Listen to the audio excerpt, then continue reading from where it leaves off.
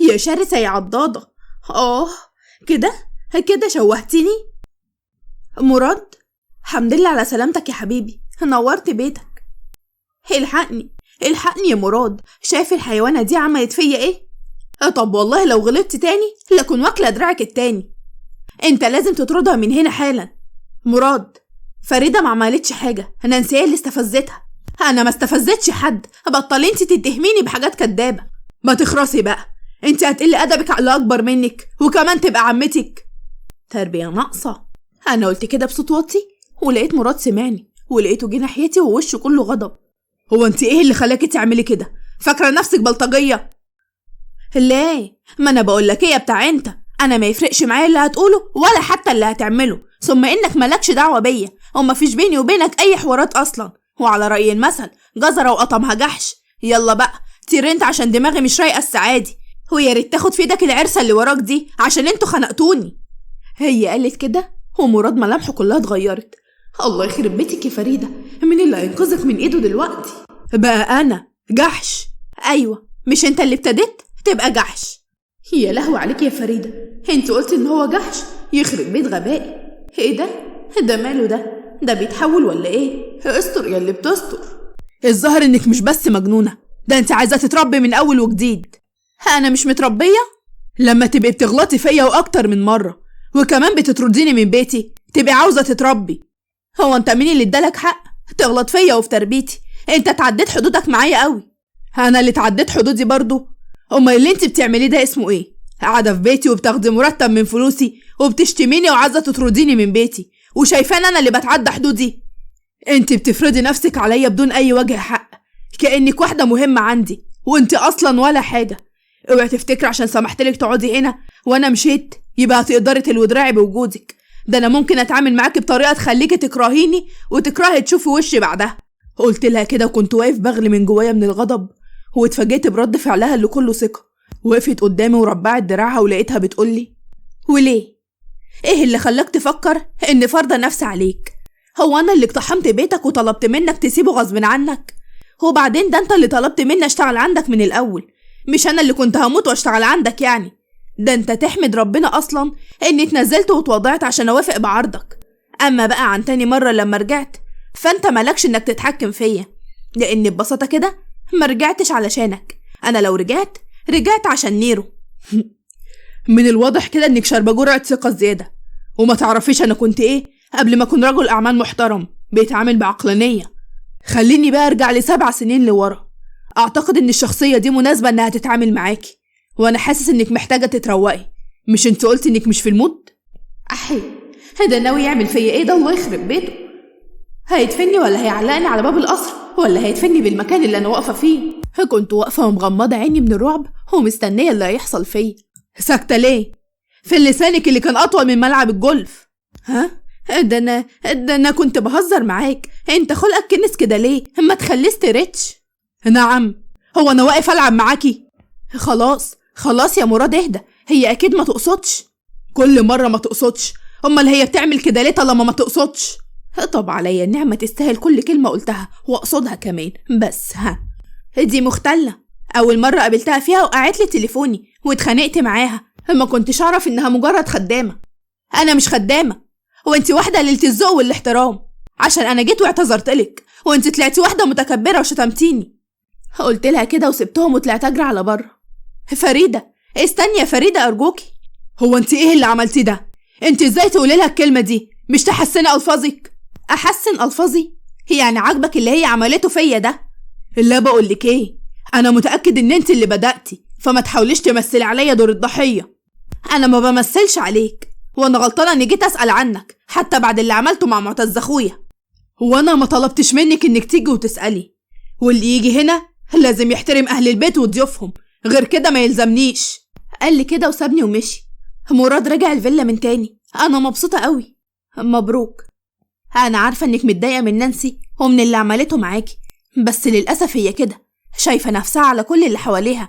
حتى شفت اتعاملت معايا انا شخصيا ازاي. والله ده لولا دخول مراد كنت قطمت حتة من دراعها. لا وعلى ايه؟ ده كفاية قوي اللي انت عملتيه فيها، ده تقريبا عاوزة دراعي استبن. هي قالت كده وقعدت اضحك بصوت عالي، واول ما ضحكت نيرة هي كمان فضلت تضحك. انا عارفة ان ضحكتي عار، حاولت اغيرها والله بس معرفتش. اوعي تغيريها، وحياة ربنا حلوة قوي قوي. حرام عليكي، ده من ايام المدرسة وزمايلي كانوا بيتريقوا عليا، وانتي دلوقتي تيجي تقوليلي حلوة جدا كمان. انتي عارفة اجمل حاجة ان الواحد يسيب نفسه بعفويتها، عشان كده ما تحاوليش تغيري اي حاجة فيكي حتى لو مش عاجبة الناس اللي حواليكي. يا سلام يا سلام يا ست نيرة، بقينا نقول كلام فلاسفة اهو. هي الدنيا ياما بتعلم يا بنتي. عندك حق يا جدي. هي ردت عليا وقعدنا نضحك احنا الاتنين، ولقينا مراد داخل علينا. مراد، انتي بتكلمي مين دلوقتي؟ صوت ضحكتك واصل للبيت كله. دي فريدة. طيب خلص عشان الوقت اتأخر، وانتي بقيتي مهملة في مواعيد شغلك. نيلة عليك. قالت كده مراد كان لسه واقف وسمع صوتها. فريدة، مراد لسه واقف. نيلة عليك، هدبان معفن قرفتني. تصبح على خير يا نيرة. هو انت من اهله يا حبيبي؟ هو في يا فريدة، مش تاخدي بالك؟ سوري بقى، فكرته مشي. المهم هنام وبكرة نكمل حكاياتنا. تمام ان شاء الله، تصبحي على خير. انا جعان. يا رب ارحمني يا بني ادم، انت مفيش مرة تقعد فيها معايا الا لما تفصلني. طب اعمل ايه؟ ما انا ما بعرفش اركز وانا جعان. هو انت عمرك ما ركزت اصلا؟ الله يسامحك على فكرة. خلاص ما تزعلش يا استاذ عماد، مراد ما يقصدش. وكمان يا مراد احنا فعلا دخلنا على وقت الراحة. ماشي. طب هو احنا هنروح؟ مش هينفع، في حاجات مهمة لازم اخلصها. روح انتي. وكنت لسه هقوم وهمشي لقيت الباب اتفتح واتفاجئنا باللي واقفة قدامنا. فريدة، السلام عليكم. نيرة وعماد ردوا عليا السلام، لكن مراد لقيته بيقول لي هو انت ازاي تدخلي بالشكل ده؟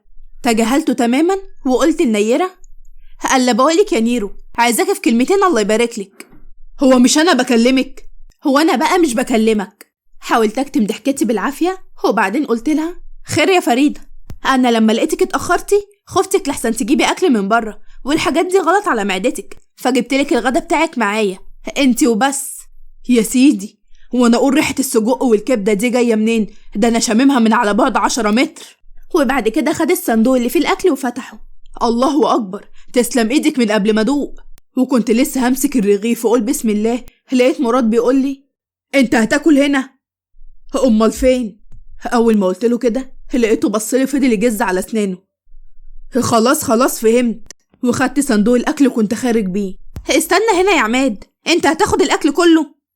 هي دوب يا هانم، ده انا ما اكلتش حاجه من الصبح. هتاكل 27 رغيف؟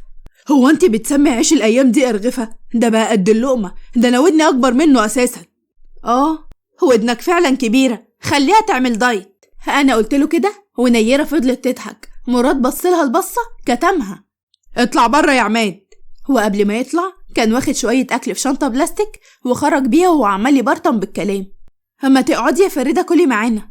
مش هقدر، اصلي مستنيه مكالمه مهمه. من مين؟ كنت لسه هرد عليها ولقيت تليفوني بيرن، رديت بسرعه. الو، ايه يا نرمين، طمنيني. ايه؟ الله يخرب بيتك على بيت هادي يا شيخه، غوري بقى، مش عايزه اعرفك تاني. هو في ايه يا فريده؟ طمنيني. انا سقطت. سقطتي في ايه؟ اصل انا كان عندي امتحان في المجموع وجبت 20 من 100. هي قالت كده وانا كنت هموت واضحك، بس مسكت نفسي بالعافيه. اول ما قالت كده فتست على نفسي من الضحك عليها، لقيتها قعدت وفضلت تعيط زي الاطفال. احسن، بنت حلال وتستاهليها، عيطي يا غبيه، يمكن تغفري عن اي حاجه من اللي بتعمليه فيا. انت شمتان فيا صح؟ هو انا اشمت فيكي ليه؟ هو انا كنت زميلك في المجموعه؟ هو نكر، بس انا متاكده ان هو شمتان فيا، ده عينيه بتلمع من كتر الفرحه. انا عايزه بس اقولك ان الشماتة لا تدوم يا صديقي، وعلى رأي الأستاذ الكبير أحمد شيبة ما بيقول لو لعبت يا زهر واتبدلت الأحوال وركبت أول موجة في سكة الأموال، لا روح لأول واحد احتجت له في سؤال كسر بخاطر ساعتها وضوقني ضيقة الحال. ايه ده؟ ايه اللي انت بتقوليه ده؟ ايوه طبعا، وانت هتفهم الكلام ده ازاي؟ دي لغة العظماء، كلام العمالقة. على فكرة بقى انت عطلتيني قوي وانا ورايا شغل. ايه ده؟ انا شكلي بتكرش بس بشياكة. تعالي يا فريدة معايا المكتب، وانت يا مراد كمل اكلك. كنا لسه هنخرج لقينا معتز داخل علينا وقلب وشه قلبة ما يعلم بها الا ربنا. انا عايزه اتكلم معاك. هو في حد يدخل بالطريقه دي برضو؟ هما كلمتين جاي اقولهم وهمشي على طول. ازيك يا معتز؟ كده برضو ما تسلمش على عمتك؟ انا مش جاي عشان اسلم. ممكن بقى نتكلم لوحدنا؟ خير، ايه اللي جابك؟ انت عارف كويس انا جيت ليه. وهو انا اعرف منين؟ يكونش في رابط بيني وبين دماغك فاللي بتفكر فيه يوصلني؟ من غير تريقة، انت فاهم كويس اوي ان مفيش اي حاجة ممكن تجيبني غير المستندات. بصراحة انا معرفش انت بتتكلم عن اي مستندات بالظبط. اللي كانت في مكتبي. مش فاكر برضو. بقولك ما تيجي تاكل، شكلك ما اتغديتش زي حالاتي. بقولك ايه انت، ما تيجي دغري وتقولي انت عايز ايه. والله انا مش عايز حاجة، انت اللي عايز. انا ماشي، بس عايز اقولك ان الورق اللي عندك ده خطر قوي، والناس اللي وراه مش هيسكتوا. قال لي كده وسابني ومشي. انا عارف ومتأكد ان معتز مش هيدا غير لما ياخد الورق، لكن طول ما الورق في ضمانتي وفي ايدي هعرف مين اللي عموا عينيه وسلطوه على نفسه عشان يعمل الافعال السودة دي. ولحد هنا بتكون خلصت حلقتنا. استنوني في حلقة جديدة